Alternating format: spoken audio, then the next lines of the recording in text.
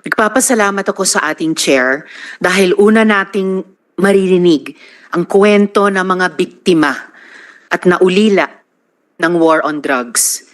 Their stories deserve to be heard and should spur us to action.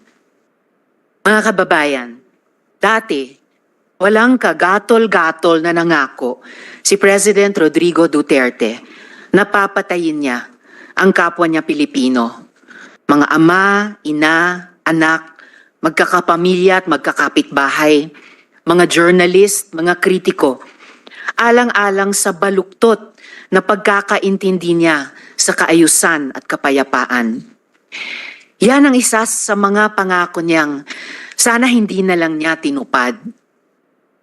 Maraming nagsasabi, nagbibiro lang daw si tatay. Pero sa ngayon, hindi tayo nandito para magtalo pa kung anong ibig niyang sabihin sa libo-libong beses na sinabi ni President Duterte na papatayin niya tayong mga Pilipino. Today, we will take him at his word. Ngayong umaga, iimbestigahan natin ang madugong war on drugs at ang mga batas at polisiya na nagpahintulot dito. Malaking bagay po ang partisipasyon ni dating Pangulong Duterte bilang chief architect ng gyerang ito.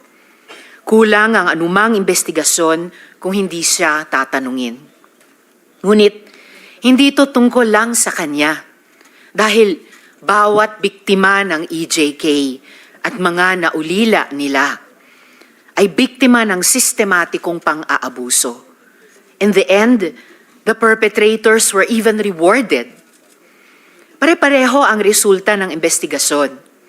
May organized kill list, summary executions, may mga aligasyon ng planted na ebidensya, hanggang sa nabalot na ng takot ang mga barangay natin. Mga nanlaban daw kasi yan, sabi ng ating mga pulis. Kung kampanya talaga ito laban sa droga, bakit tinatayang 122 na bata ang napatay, kabilang ang 1 taong gulang na sanggol na walang kamuwang-muwang?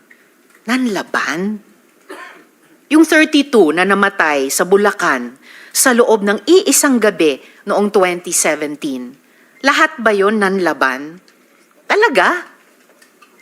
Yung 26 kataong patay sa isang gabi rin noong 2017 sa Maynila naman, nanlaban.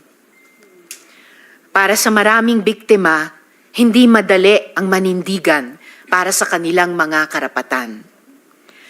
Kaya sa kasagsagan ng war on drugs noong 2017, hinawakan ng aking opisina ang kaso ni Kian de los Santos at kinupkup namin ang mga testigo sa kanyang pagpatay, kasama ang mga menor de edad. Nawa, sa pamamagitan ng hearing na ito, masimula ng pagkamit ng hustisya at paghihilom para sa kanila at sa iba pang biktima. At sa lahat ng nagsasabi na ang war on drugs ay parusa daw para sa mga naliligaw ang landas, my message to you is this: there is no honor in punishment like tokhang. It should not be an honor to be called the Punisher when thousands of innocent people, including babies, have died in your name.